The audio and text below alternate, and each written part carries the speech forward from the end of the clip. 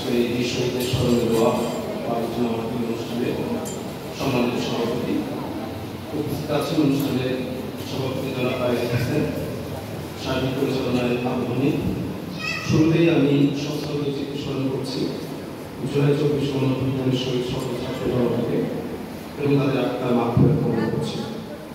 বিপ্লবে আহত সকলের দ্রুত আরোগ্য কামনা করছি। আমাদের মাঝে আরো উপস্থিত করেছেন কুমারখালী উপজেলার বিভিন্ন পর্যায়ের কর্মকর্তাগণ, জুলাই আন্দোলনের সঙ্গে সম্পৃক্ত বিভিন্ন পর্যায়ের নেতৃবৃন্দ এবং সর্বোপরি আমাদের জুলাই আহত ভাই ও বোনেরা, শহীদ পরিবারের সদস্যগণ, আপনাদের সকলের প্রতি আমাদের কৃতজ্ঞতা।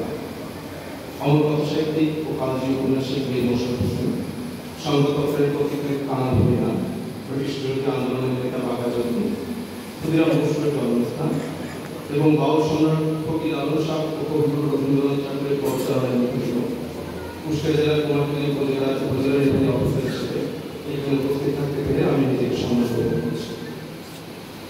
আলোচনায় আমি দুটি বিষয় বলতে চেয়েছিলাম, আর একটি বিষয় যুক্ত হয়েছে। প্রথম বিষয় হচ্ছে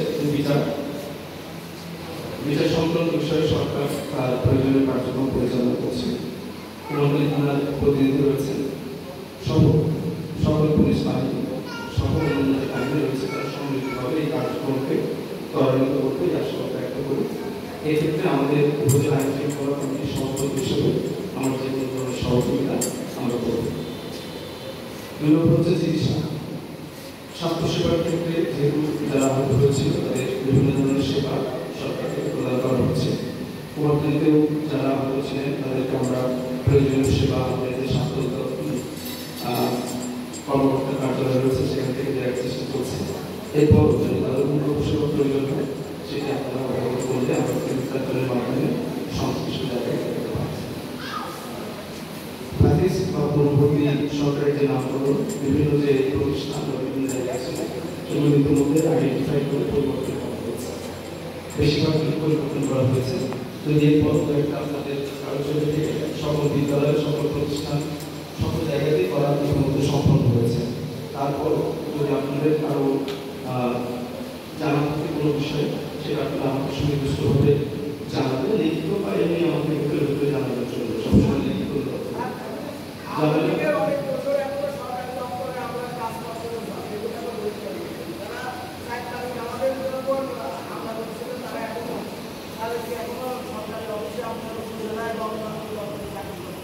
ঠিক আছে। সেটা হচ্ছে যে চাকরির সরকারি বিষয়, এই বিষয়ে ইতিমধ্যে সরকার তদন্ত করে প্রয়োজনীয় ব্যবস্থা গ্রহণ করা হচ্ছে এবং আপনারা হয়তো আপনাদের সামনে যেগুলি রয়েছে সেগুলি একদম উচ্চতর পর্যায়ে থেকে একেবারে নিম্ন পর্যায়ে পর্যন্ত প্রতিটি বিষয়ে তদন্ত হচ্ছে এবং আপনারা সব অর্ডার তো আমরা দেখি না, যে যে বিষয়ের সাথে সম্পৃক্ত সেগুলি দেখি। ধরেন আমি যদি ফর এক্সাম্পল আপনি যদি সবজি দোকান নেই, সবজি বাজার নিয়ে আমার চিন্তা করি, আমি যদি রিক্সা চালাই, রিক্সা নিয়ে চিন্তা করি, বাস চালাই, বাস সম্পর্কে চিন্তা করি, সরকারি দপ্তর সম্পর্কে যারা সরকারি চাকরি করছে বিভিন্ন জায়গায় এটা প্রয়োজনীয় কঠোর ব্যবস্থা গ্রহণ করা হচ্ছে এবং একেবারে ঊর্ধ্বতন পর্যায়ে পর্যন্ত, মানে একেবারে ঊর্ধ্বতন, মানে সর্বোচ্চ পর্যায়ে পদক্ষেপ গ্রহণ করা হচ্ছে। আমরা যেগুলো দেখছি সেগুলো একেবারেই ইয়েতে, তো এই বিষয়ে আমরা অবগত করবো যাতে দ্রুত প্রয়োজনীয় ব্যবস্থা গ্রহণ করা হবে। আর আমার উপজেলা নির্বাহী অফিসারের যে দপ্তর এটি সবসময় আপনাদের জন্য খোলা আছে। আপনারা আমার মনে হয় যে যারা এসেছেন তারা বিভিন্ন সময় বিভিন্ন সেবা নিয়েছেন, আমাদের সামনের মধ্যে থেকে সর্বোচ্চ সেবা আমরা প্রদান করেছি এবং আগামীতে এটা অব্যাহত থাকবে।